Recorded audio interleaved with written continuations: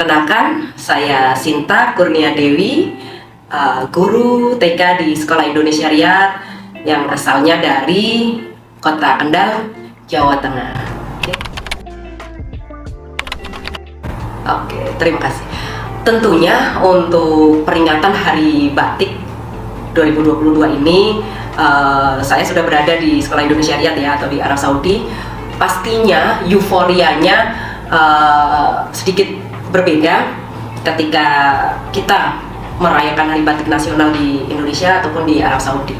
Kalau di Arab Saudi, untuk peringatan Hari Batik ini memang tersentra pada kantong-kantong komunitas masyarakat Indonesia yang ada di sini ya. Salah satunya kalau yang di Riyadh, ini ada di KBRI Riyadh dan di Sekolah Indonesia Riyadh. Nah ini memang kita kemarin ikut memeriahkan peringatan Hari Batik Nasional yang kita peringati bersama 2 Oktober itu dengan sekolah menghimbau seluruh warga, baik itu pendidik, tenaga kependidikan, peserta didik atau orang-orang yang ada di lingkungan Sekolah Indonesia Riyadh untuk bersama-sama mengenakan pakaian batik atau aksesoris yang ada nuansa batiknya. Selain itu, kita juga menyisipkan kegiatan yang ada nuansa batiknya pada topik-topik yang sesuai dengan mata pelajaran pada saat KBM berjalan. Seperti yang kegiatan di TK kemarin, kita melaksanakan kegiatan membatik menggunakan tisu atau menggunakan kain, atau kalau yang jenjang lebih tinggi mungkin yang SD, SMP, SMA itu mendesain batik tapi pada media yang berbeda, misalnya dengan gerabah atau dengan media yang lainnya. Itu yang kita laksanakan di Arab Saudi. Yang jelas paling tidak kita sudah ikut memeriahkan dan mengenalkan bahwa batik ini kebanggaan Indonesia dan salah satu dari warisan budaya yang sudah diakui oleh dunia. Sedangkan kalau euforia memeriahkan Hari Batik Nasional di Indonesia ini ya tentunya luar biasa sekali, karena hampir seluruh lapisan masyarakat pada hari itu hampir semuanya mengenakan pakaian batik. Tidak hanya lembaga pendidikan atau sekolah-sekolah saja, tapi hampir semua instansi atau lembaga pemerintah ataupun masyarakat yang lain mengenakan pakaian batik. Selain itu, di sentra-sentra atau lembaga-lembaga itu banyak yang menyelenggarakan lomba-lomba atau festival yang terkait dengan batik, antara lain dengan festival batik, kegiatan membatik bersama, fashion show. Nah, bahkan untuk tahun 2022 ini Ibu Negara menyelenggarakan kegiatan parade batik atau parade kebaya dengan kain batik untuk perempuan Indonesia. Nah, itu dilaksanakan di Solo. Kenapa di Solo? Karena muncul atau lahirnya batik ini dari kota Solo ya, dan memang tersentra atau terpusatnya kalau batik ya Solo. Nah, ini diselenggarakan di Solo dengan menghadirkan lebih dari 2.500 perempuan dari seluruh Indonesia. Jadi Ibu Negara didampingi Ibu Negara Iriani Joko Widodo didampingi oleh Ibu Wuri Amin Ma'ruf beserta seluruh istri dari jajaran kementerian serta seluruh perempuan-perempuan yang ada di Indonesia dihadirkan ke Solo untuk parade kebaya dan kain batik. Nah, ini luar biasa sekali karena kegiatan ini menjadi kegiatan nasional dan memecahkan rekor muri berkebaya bersama Ibu Negara. Temanya seperti itu. Ini sangat luar biasa sekali meriahnya. Jadi tidak hanya dikenal untuk lingkungan Solo saja atau Jawa saja, tapi ini sudah menjadi trending di tingkat nasional ataupun internasional. Jadi seperti itu euforianya. Terima kasih. Untuk sampai ke titik ini pastinya berproses ya. Untuk cinta batiknya itu sih sejak kecil ya, karena memang dari lingkungan keluarga itu kita sudah terbiasa selalu membuat seragaman batik nih kalau pas ada momen-momen acara tertentu, itu entah hajatan, entah waktu lebaran. Nah, itu kita selalu membuat kebersamaan itu dari salah satunya dengan berbatik ria bersama itu sejak kecil. Terus sudah mulai tuh seneng dan cinta dengan keunikan-keunikan atau batik dari berbagai daerah yang ada di Indonesia. Nah, mulai SMA tuh, nah sedikit mulai explore kan. SMA itu sudah mulai berkreasi, membuat handicraft dari bahan atau kain batik. Nah, ini memanfaatkan limbah dari kain perca batik ini kita buat kerajinan, entah itu bros, terus cepit rambut, ikat rambut, figura, serta gantungan kunci atau handicraft lain yang ada nuansa batiknya. Dan itu tidak hanya untuk produksi sendiri, tapi sudah mulai kita perkenalkan ke teman-teman sekolah melalui koperasi sekolah. Nah, ini mulai SMA sudah belajar entrepreneur ya, berkarya dari barang yang sudah tidak terpakai. Kita kerjasama dengan penjahit karena kita minta atau kita ambil percanya dan bisa bernilai jual untuk kita manfaatkan menjadi barang produksi yang lainnya. Terus mulai kuliah, ini sudah mulai sedikit demi sedikit belajar nih mendesain fashion untuk diri sendiri. Jadi yang biasanya kita masih beli nih, nah ini kita mulai mendesain fashion untuk diri sendiri. Dan setiap desain ini selalu saya sisipkan nuansa batiknya, ini harus ada harus masuk. Jadi akhirnya dari desain yang sudah saya buat, saya kerjasama dengan penjahit, akhirnya jadilah. Nah, dari situ hampir setiap kesempatan saya mengenakan pakaian yang selalu ada nuansa batiknya, akhirnya menginspirasi teman-teman yang ada di circle pergaulan atau yang ada di lingkungan saya, sehingga teman-teman ikut dan pengen nih, oh ya ternyata bagus ya dikombinasi dengan batik. Akhirnya mereka tertarik dan meminta saya untuk membuatkan desain juga yang ada nuansa batiknya seperti itu. Selanjutnya sudah masuk di dunia kerja, kebetulan dunia pendidikan, dan nuansa cinta batiknya itu tidak luntur tapi semakin berkembang, dan itu selalu saya sisipkan juga untuk kegiatan-kegiatan pembelajaran.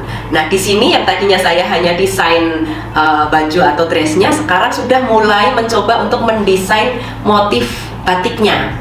Mendesain motif batiknya sedikit demi sedikit, simple, nggak harus yang rumit atau bagaimana. Salah satunya yang Bu Sinta kenakan saat ini adalah desain yang memang Bu Sinta bikin sendiri.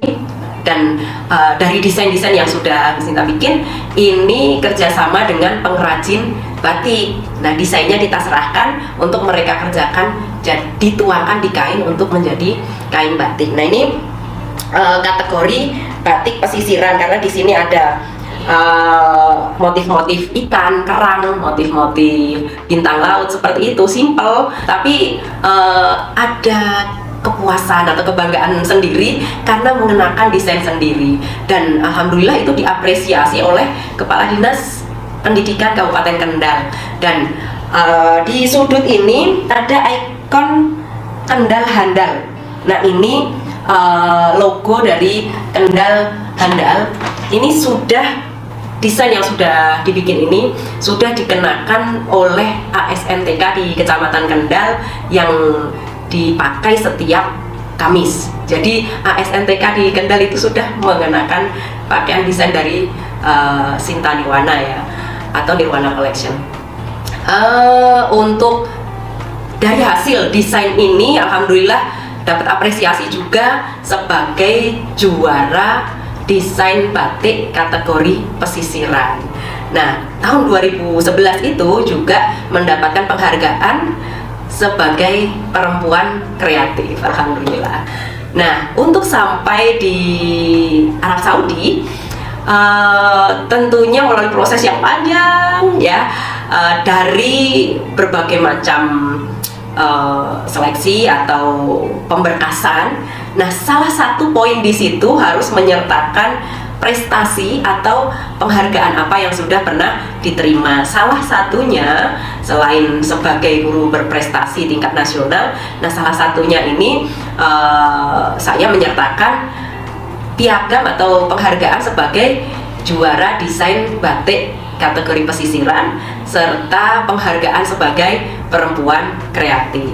Nah, salah satunya ini aplikasi batik yang bukan hanya sebagai fashion atau pakaian saja, tapi bisa menjadi aksesoris ya. Selain tadi ada bros, jepit, ikat rambut, bandana, gantungan kunci, figura atau yang lainnya, ini juga dituangkan dalam bentuk cloth bag ya atau handbag. Nah ini terbuat dari batik. Dan ini tidak harus menggunakan batik yang full, tapi bisa memanfaatkan limbah dari perca batik. Jadi kalau saya bilang limbah menjadi berkah ya.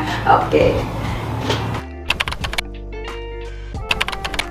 Jadi untuk mengerjakan segala suatu hal, apapun itu, termasuk di dunia batik, yang jelas kita harus suka dulu, harus cinta dulu. Karena dengan kita menyukai, dengan kita udah senang dulu dengan apa yang kita kerjakan, pastinya itu akan membawa kita masuk ke hal-hal yang sedang kita tekuni atau kita kerjakan. Salah satunya seperti saya senang banget tuh dengan nuansa batik apapun dari berbagai daerah yang ada di Indonesia. Hampir setiap saya berkunjung, saya selalu menyempatkan koleksi batik apa nih yang bisa saya bawa pulang. Nah ini salah satunya seperti itu, menambah referensi ya. Senang dulu, cinta dulu, itu yang utama. Terus mulai dari diri sendiri, kita membuat itu untuk diri sendiri dulu, baru nanti pasti orang lain akan menilai, orang lain ikut menyukai, baru kita memproduksi untuk orang lain atau kita produksi massal. Nah caranya, langkah-langkahnya bagaimana? Kita sedikit demi sedikit mencoba, belajar, mulailah mendesain motif batik yang simpel-simpel aja dulu.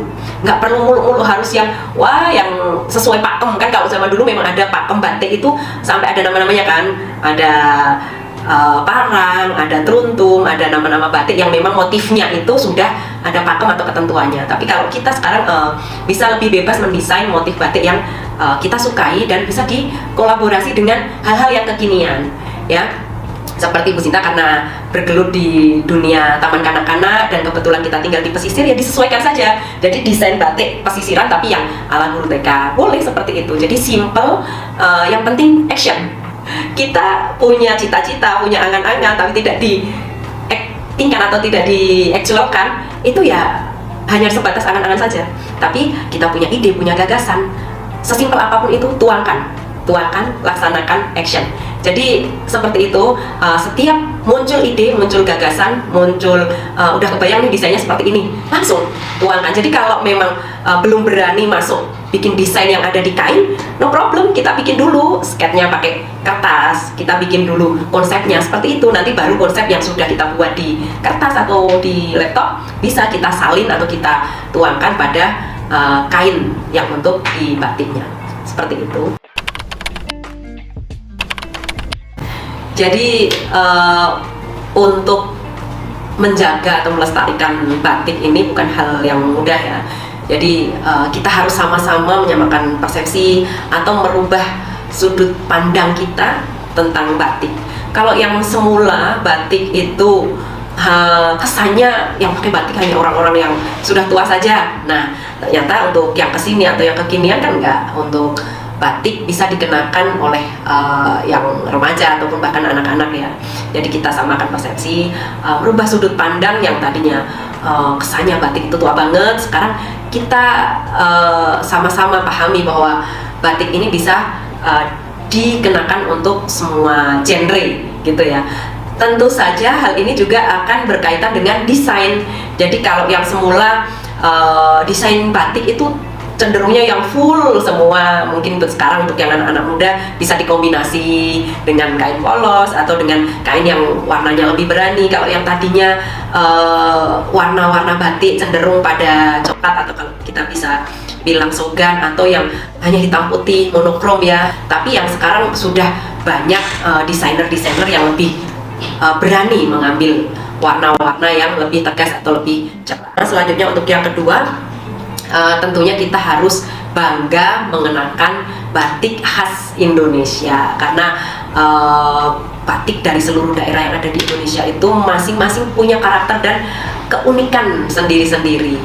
Nah, ini yang tidak kita temukan di negara-negara lain, dan bukan hanya Indonesia saja yang mengakui, tapi ini sudah menjadi warisan budaya dunia yang memang benar-benar harus kita lestarikan dan harus kita jaga.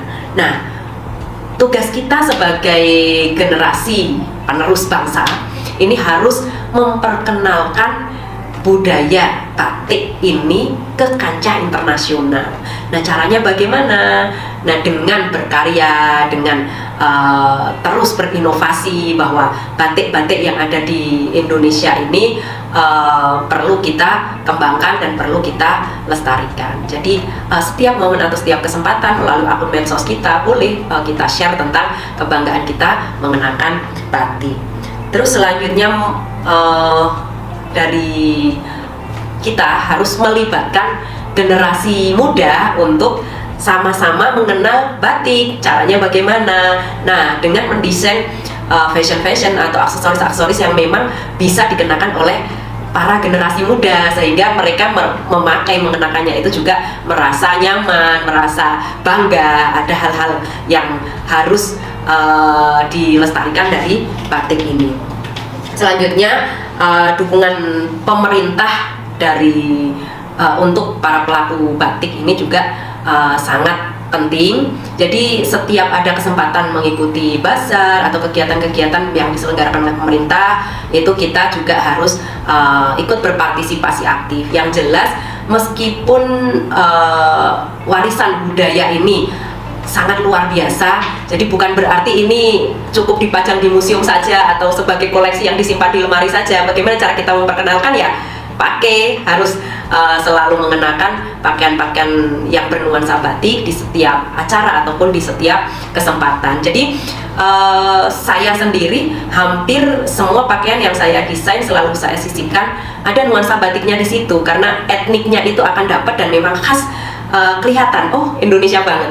Meskipun kemarin saya sudah berada di Arab Saudi yang memang di sini budayanya memakai abaya. Nah, ini kesempatan juga, kemarin saya sempat mendesain abaya yang saya selipkan ada nuansa batiknya. Jadi memang dominan warna hitam, tapi ada sedikit nuansa batik yang saya selipkan di sana. Jadi akulturasi juga akhirnya ya. Jadi khasnya Indonesianya tetap dapat meskipun itu kita kenakan di Arab Saudi. Begitu. Terima kasih.